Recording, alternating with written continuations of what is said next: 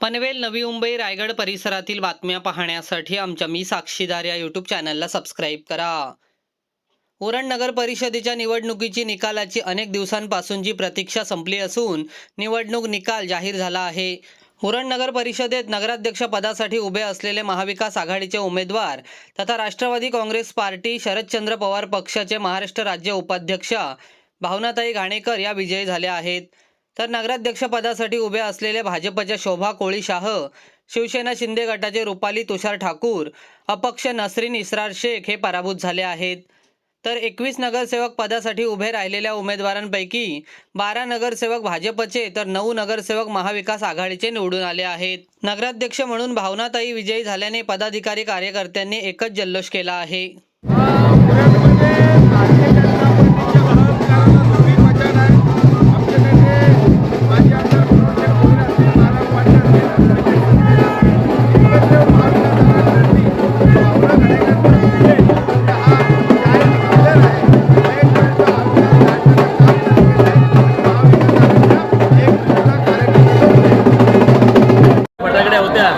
मध्ये त्यांना बाळेमामांनी सांगितलं काय सांगायचं होतं ते. आता हा जल्लोष हा प्रत्येक महाविकास कार्यकर्ता जेवढे आहेत महाविकास आघाडीचे कार्यकर्ते त्या प्रत्येक छोट्यातल्या छोट्या कार्यकर्त्याचा हा विजय आहे.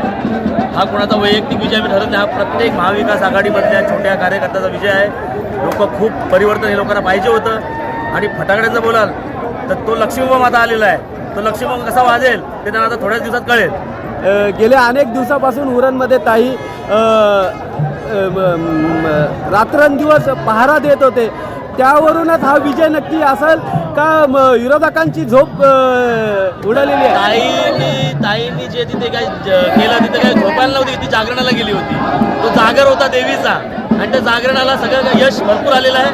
आणि त्या जागरणाचा आता जे काय होईल तो उत्साह तुम्ही बघताय लोकांमध्ये भरपूर मोठा उत्साह आहे. बीजेपीच्या कार्यकर्त्यांनी आपल्या महाविकास आघाडीच्या कार्यकर्त्याला मारहाण केली होती.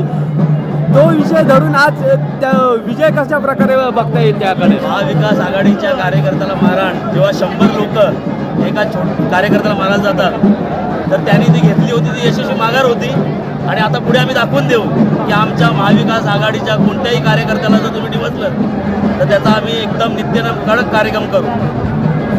तर एक म्हणजे माझी बहीण आणि ही जी आमची जी बघताय आता तुम्ही महाविकास आघाडीचा एक विजयी आणि ज्या तिने जी मेहनत केलेली आहे ती माझ्या बहिणीने म्हणजे भावनाताईने जी मेहनत केलेली त्याचं हे यश आहे. आणि जो प्रसंग आलेला तर एक लक्षात घ्या, जेव्हा बत्ती विजायचा वेळ येतो तेव्हा ही वाघ फडफडत असते. ही वाघ फडफडलेली ती आताही तुम्हाला दिसते. हा विजय हा साधा विजय नसून हा सगळ्यांच्या भाजपांच्या याच्यामध्ये पडलेली एक चपराक आहे. बघायला गेलं तर महाविकास आघाडी मोठ्या संख्येने प्रचार या ठिकाणी करत होते आणि आज विजय झालेला आहे. कसा आनंद व्यक्त होत आहे?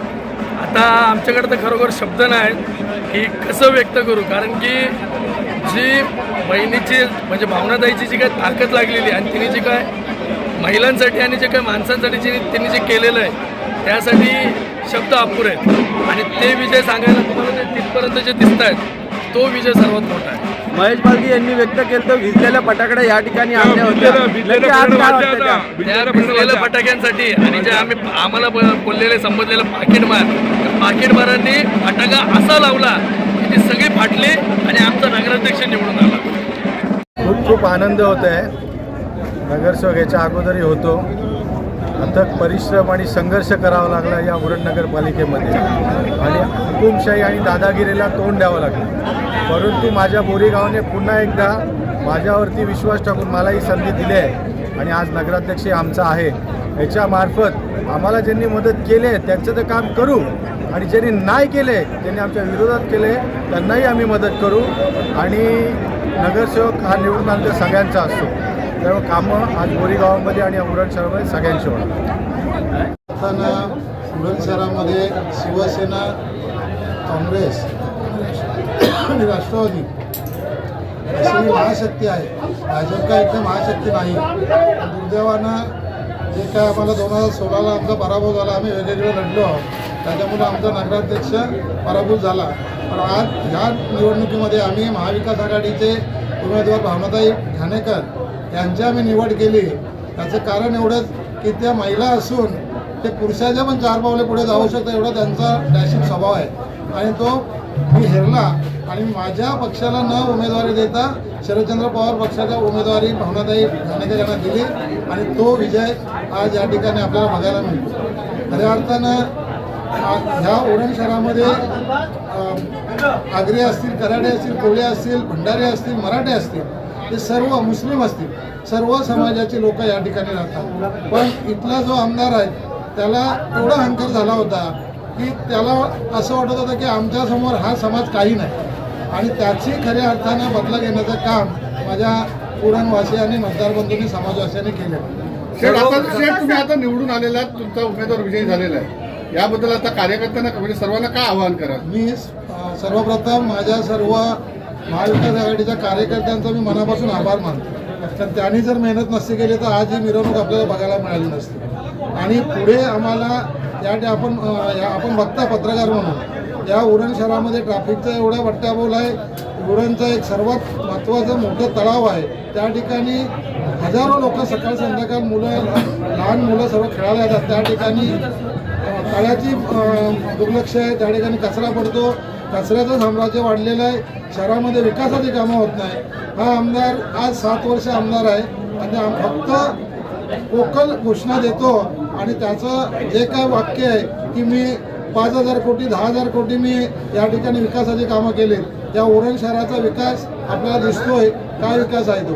आणि म्हणून उरणवासियांनी हा निर्णय घेतला की आता या ठिकाणी या आमदारांचा अहंकार जो रावणाचा अहंकार आहे तो जसा रामाने या ठिकाणी मोडला तसा या ठिकाणी माझ्या जनतेने इथल्या रावणाचा अहंकार मोडलेला. सुरुवातीला जेव्हा नगराध्यक्ष पदाची जी उमेदवारी द्यायचं ठरलं तेव्हा शिवसेनेकडे सगळे सांगत होते की नगराध्यक्ष पदे शिवसेनेकडे गेलं पाहिजे, बऱ्याच लोकांचा हेवा दावा होता.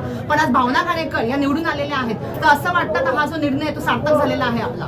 तुम्हाला स्पष्टपणे सांगतो, शिवसेनेचे उमेदवार सर्व माझ्या कार्यकर्त्यांच्या मनामध्ये होती माझी सुनबाईला करायची. पण मी स्पष्टपणे माझ्या सुनबाईला नकार दिला कारण ती राजकारणातली नव्हती. आणि जर समाजासमोर जायचं असेल तर कुठेतरी सामाजिक बांधिलकी, कुठेतरी आपल्या कार्यकर्त्यांवर काय असणारे प्रसंग स्वतः झेलणारी महिला असावी म्हणून आम्ही भावनाताईचा विचार केला आणि तो सार्थकी ठरला याचा मला खूप मोठा अभिमान वाटतो.